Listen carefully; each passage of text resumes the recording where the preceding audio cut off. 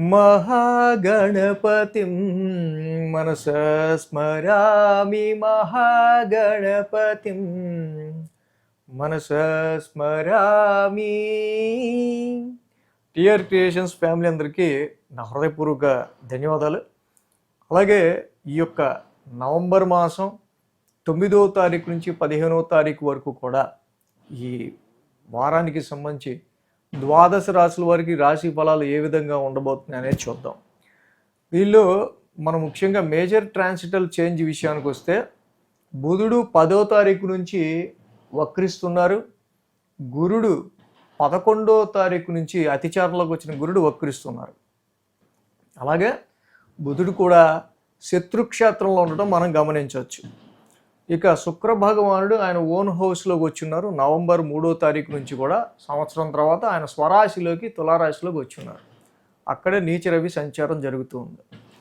ఇక్కడ గురుడు ఉచ్చలో కర్కాటకంలోను, సింహంలో కేతువు, తులారాశిలో నీచ రవి, అలాగే స్వక్షేత్రంలో ఉన్న శుక్రుడు, వృశ్చికంలో కుజుడు, శత్రుక్షేత్రంలో బుధుడు, కుంభంలో రాహువు, మీనరాశిలో శని యొక్క వక్ర సంచారం అనేది జరుగుతూ ఉంది.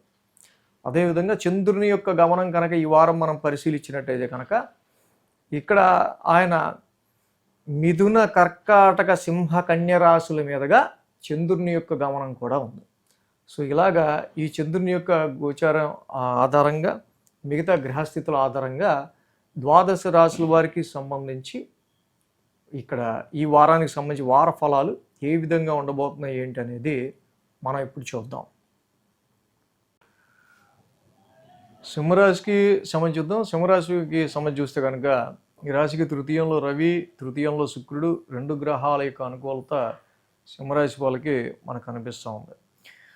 ఈ రాశికి చూస్తే కనుక తృతీయంలో రవి, శుక్రుల యొక్క సంచారం మెయిన్గా నవంబర్ 3వ తారీఖు నుంచి కూడా శుక్రుడు తులారాశిలోకి స్వక్షేత్రంలోకి రావడం జరిగింది. సో మెయిన్గా రవి కూడా ఈ రాశి వాళ్ళకి రాశ్యాధిపతి నీచిలో ఉన్నారు తృతీయ స్థానంలో. చాలా వరకు కూడా మీ ధైర్యం మీద, అలాగే మీ విల్ పవర్ మీద, మీకున్న ఏదైతే కాన్ఫిడెన్స్ ఉంటుందో దాని మీదే మీకు కొంచెం డౌట్ అనేది ఉండటం అనేది మనం గమనించవచ్చు ఇక్కడ. సో కొన్నిసార్లు సిబ్లింగ్స్కి సంబంధించిన విషయాల్లో తెలియకుండానే ఏదో చిన్నపాటి ఎందుకో తెలియదు కొంచెం మాట్లాడుకోవట్లేదు ఇద్దరం అంటారు చూసారా, అలాంటివి రిలేటివ్స్తో కానీ సిబ్లింగ్స్తో కానీ ఇలాంటి సిచ్యువేషన్స్ సింహరాశి వాళ్ళకి కొంచెం మనకు కనిపిస్తూ ఉన్నాయి. అదైతే నవంబర్ 3 నుంచి శుక్రుడు కూడా కొంచెం తృతీయ స్థానంలోకి వచ్చారు. సో ఇక్కడ మెయిన్గా ఏంటంటే అంటి ముట్టనట్టుగా రిలేటివ్స్తో కానీ, కొలీగ్స్తో కానీ, మీ ఫ్రెండ్స్తో కానీ కొంతవరకు సిచ్యువేషన్స్ అలాగా కొంచెం కనిపిస్తూ ఉన్నాయి. ఇక్కడ 11, 12, 1, 2 స్థానాల మీదుగా చంద్రుని యొక్క సంచారం ఉన్నాయి. ఆది, సోమ, గురు, శుక్ర 4 రోజులకు కూడా సింహరాశి వారికి అనుకూలంగా ఉంది. ఏదైతే ఈ రాశి వాళ్ళకి సంబంధించి మేజర్గా లాభస్థానం నుంచి చంద్రుని యొక్క సంచారం ఉందో, లాభస్థానం నుంచి చంద్రుని యొక్క సంచారం ఉన్నప్పటికీ కూడా ఈ రాశి వాళ్ళకి మెయిన్గా రాశ్యాధిపతి బుధుడి యొక్క స్థితి మనం చూసినట్టయితే కనుక శత్రుక్షేత్రంలో ఉన్నారు. శత్రుక్షేత్రంలో బుధుడి యొక్క సంచారం వల్ల సేల్స్ అండ్ పర్చేజెస్ విషయంలో, అది వాహనాలకు సంబంధించి కావచ్చు, గృహానికి సంబంధించి కావచ్చు, ఎనీ సేల్స్ అండ్ పర్చేజెస్ విషయంలో మొన్న అలా అన్నారు కదా, ఇప్పుడు మాట మార్చారండి, మొన్న అంత చెప్పారు కదా, ఇవాళ ఎంత చెప్తున్నారండి, మొన్న అలా అనుకున్నాం కదా, ఇలా ఏంటి. సో ఇలాంటివి కూడా ఏవో చిన్నపాటివి ప్రాఫిట్స్ విషయంలో కొన్ని సందర్భాల్లో కనిపిస్తూ ఉన్నాయి.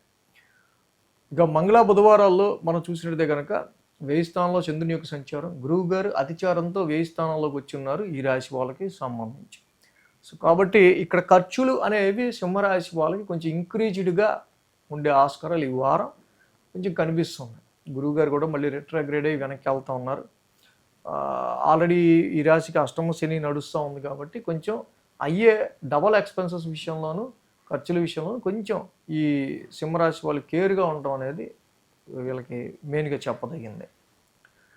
గురు శుక్రవారాల్లో మనం చూస్తే కనుక రాశిలో రవి యొక్క సంచారం, ఆ రాశిలో చంద్రుని యొక్క సంచారం, అది రవి యొక్క రాశి కదా, రాశిలో కేతు ఉన్నారు, రవి నీచిలో ఉన్నారు. కాబట్టి take care about your health matters and your confidence matters, and your will power matters, and your identity matters.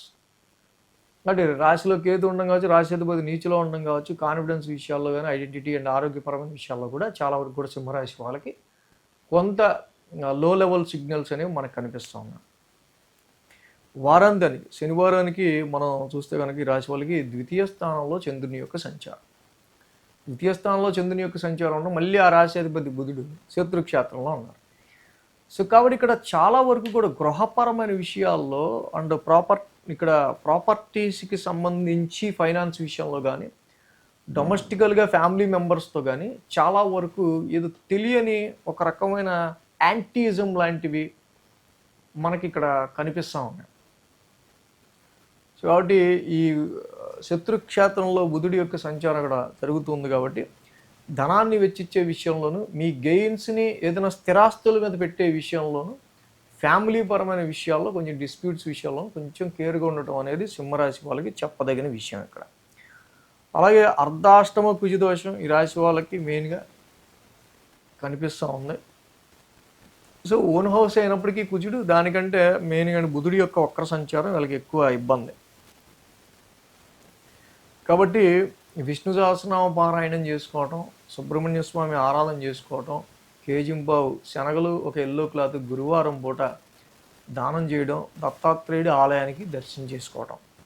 So ఈ మూడు కనుక చేసినట్టయితే సింహరాశి వారికి తప్పకుండా కేసు వీటి విషయాల్లో కానీ ఇంకేదన్నా మనకి నెగిటివ్ ఎఫెక్ట్స్ ఏమైనా కనిపించినా తప్పకుండా మీరు దాన్ని ఓవర్కమ్ అయ్యే ఆస్కారాలు సింహరాశి వారికి మనకి కనిపిస్తూ ఉన్నాయి. ఈ వీడియో కనుక మీకు నచ్చినట్లయితే లైక్ చేయండి, షేర్ చేయండి.